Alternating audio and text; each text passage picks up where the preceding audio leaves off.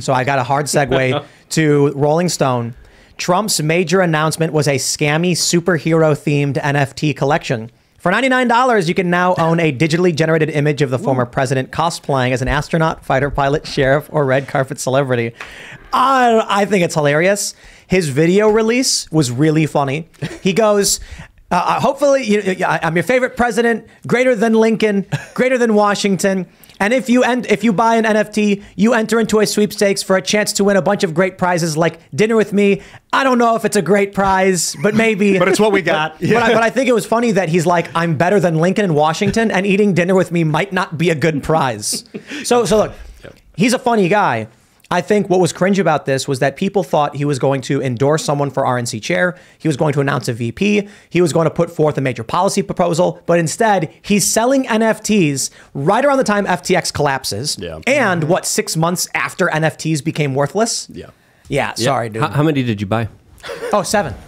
No, I bought none. I'm not going to buy it. I'm trying so hard because I still really like the guy, best president of my lifetime, but I'm trying really hard to spin it in my head. I'm like, how can I convince myself this was a good announcement?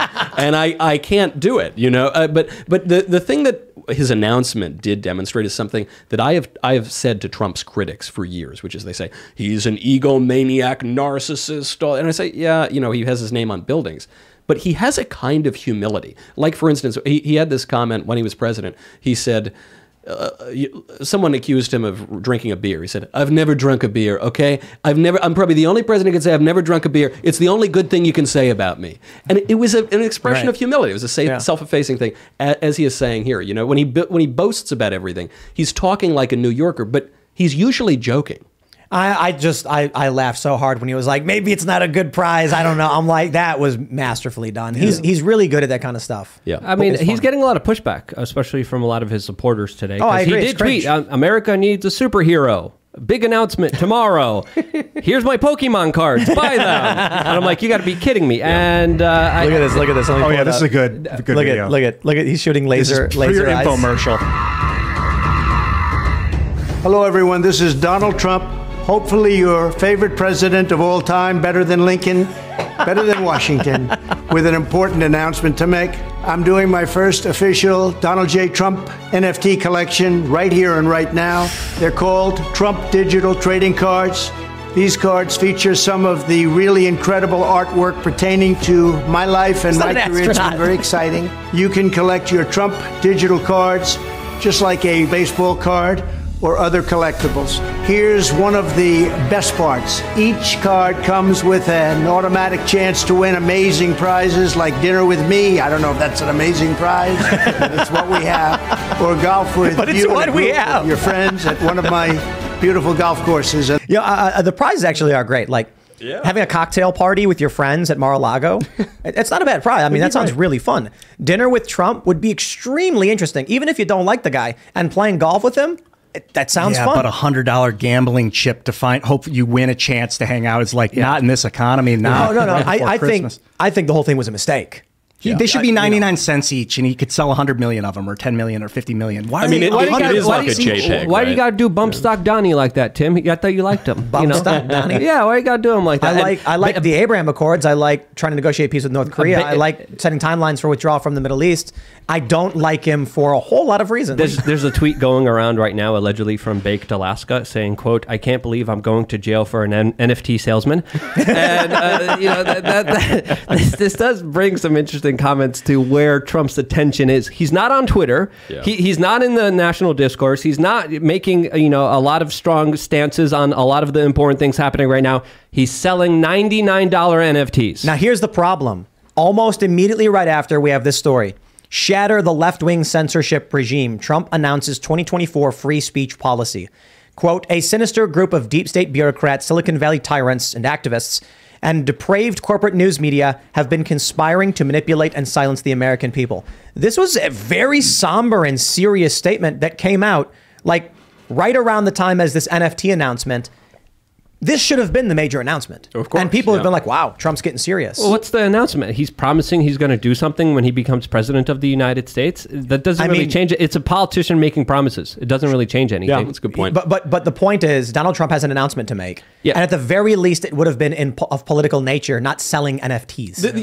I'm all for the fun, frivolity, silliness. I mean, I like that, but that has to be the cherry on top of the sundae of really doing something and talking about issues that people care about. I mean, to your point, Luke, he's not in office right now, so he can't really do anything. And he's not even on Twitter, so he can't talk that much. But I look and I think in Trump 2015, when also he was just talking, right? He was just a candidate. But Trump 2015, he comes down that escalator. He says what no other Republican will say, which is that this immigration thing is horrible and they're sending rapists and drug dealers across and we got to do something. When he said, you remember Hillary Clinton's slogan was, I'm with her. And Trump said, that's a BS slogan. I'm with you. He switched the subject and he said, I'm with you. And you really felt like this guy's talking about things that actually matter to me. NAFTA. When was the last Republican to challenge NAFTA ever? Buchanan, I guess. And now all we're seeing is the frivolity. All we're seeing is the tee-hee-hee, here's and I just think, okay, it's funny, but come on, give me something, man. He in the statement, he said, within hours of my inauguration, I will sign an executive order banning any federal department or agency from colluding with any organization, business, or person to censor, limit, categorize, or impede the lawful speech of American citizens. I will then ban federal money from being used to label domestic speech mis or disinformation. I'll begin the process of identifying and firing every federal bureaucrat who is engaged in domestic censorship, directly or indirectly, et cetera, et cetera. It's topical. It's playing to what's going on with Elon and Twitter. If this was his major announcement, it would have played very well. If he came out and said what we have recently discovered in several lawsuits, as well as leaked information from big social networks, that the government had been colluding, as president, I will end this. People would be like, wow, you know what? Elon Musk Twitter files just came out. Then Donald Trump says, I'm paying attention. I know what is worrying you and I will address it. Would have been big. Yeah. It is big in a sense. It's just being overshadowed by his weird late night infomercial, NFT thing. It could be he released the NFTs and then the management's like, oh my God, this is backfiring. This is not selling. Quick, make a statement. What are you going to do as president? I'm going to do this. I promise this. Politicians make promises all the time. They rarely ever keep them, especially if they're campaigning. How do you know a politician's lying? They're campaining. That's when you know they're lying. Their mouth is moving. No, he kept more than most politicians. And he didn't keep all of it, not even close, but he kept a lot. But previously, before he became president of the United States, he promised to audit the Federal Reserve. He promised to investigate 9/11. He promised to look into Saudi Arabia's involvement in 9/11. I mean, he was talking about a lot of big things. Again, didn't really kind of address them when he was president, but people don't want to hear this. People want to hear, how is he going to win Pennsylvania? How is he going to win Arizona? Because right now, there's no political roadmap for him winning. How? Why? You'd have to talk about graphene. The only way. No. I'm talking about ballot harvesting. Only way. I'm talking about ballot harvesting. I'm talking about mail-in ballots. Hold on there a minute. I think Ian's onto something. If Donald Trump comes out and says, we don't need your vote, as long as we advocate graphene, we're going to get every vote anyway. We're building Everyone the greatest industrial nation on earth. We're going to lead the 21st century with the new material, metamaterials. Tim, say Civil War. Scientists all around him. No, hold on. Look at our smug faces here. We're all laughing. Yeah. But there is a version of reality where Donald Trump says, forget the politicking, forget the gamesmanship, forget the ballot harvesting. He walks out and says, graphene is a wonder material that will change everything and bring jobs back. And everyone just goes, he's right. 100 million votes, landslide. We're going to build a space elevator. We're going to lead the world in space exploration. Like, we need him telling us what he wants to create for the species if he has any chance of winning. So graphene's a metaphor. He needs to talk about his plans to build and help America and to call out those who seek its destruction, like he was doing in 2016. Yeah. Graphene's literal. We're gonna make space elevator tethers out of it. I think what you're really saying, Ian, no, that is not what I'm saying. But you're right. Literally, he needs a message about industry, some sort of industry. That's what we need right now is industry. We don't need who's better. We don't need to see who's got the longer, I'm not member. Longer graphene. Yeah. I'm not going to longer tether. I'm not going to defend the NFT thing. There are people who are coming out saying it was a troll. I'm like, dude, get out of here. The dude's selling you stuff. I really want to vote for Donald Trump. I want there to be a reason to do so. I want to see his narrative arc completed. But it does feel to me that he's finding a way to bow out. That's it. Yeah, someone mentioned this was like a retirement. I said, homie's retiring. In 2016, he's like, effectively calling Rosie O'Donnell a fat pig. He's calling out the machine. He's mocking them openly to their faces. Michael Moore says he was a human Molotov cocktail. It was revenge for all of the establishment games, selling jobs, selling factories, outsourcing, and gutting this country. 2020. I see what he did after he got elected. I don't want to vote for that guy. But then I'm like, the economy is doing really well pre-COVID. Yeah. He's Abraham Accords. He's got a bunch of peace deals. He's actively trying to work on peace in the Middle East and in North Korea. And I'm like, okay, school choice was a big thing. Banning bump stocks? No, just kidding. No, that was bad. But banning the woke stuff from government contracting, I'm like, not perfect. The bump stock ban was very bad. His statements on it were very bad. But I said the peace in the Middle East stuff that he's working on, not perfect. I get it. I will take it, especially over Joe Biden. So I voted for him. Now, all he's doing is talking about 2020.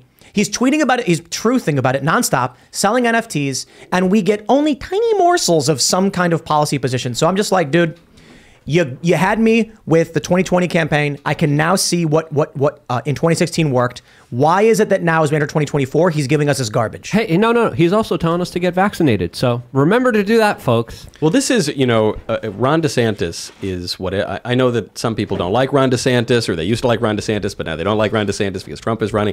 And whatever you think about the guy, he is one of the most masterful politicians of our lifetime. And he has found this one issue in particular where he can outflank Trump to the right, and that's on the vaccines. And choosing to impanel that grand jury and choosing to investigate the mRNA vax, I mean, it was an absolute stroke of genius, and I don't know how Trump answers that. He can't. Yeah, we didn't talk about that. Especially when it came to lockdowns, when it came to COVID, and when it came to Operation Warp Speed, he can't. So DeSantis just had a panel with Joe Latipo, his secretary, the Surgeon General of Florida. Surgeon General. Yeah. And what was it exactly? Can you explain the panel that they had? Because I saw 10, 20 seconds of it. So, there are like 5 or 6 things that DeSantis is proposing right now. The most important one, though, is actually impaneling a grand jury to investigate and potentially prosecute the people who lied about these vaccines, from industry to public authority. And so that's a big deal because you need teeth. I mean, as we're all kind of talking about,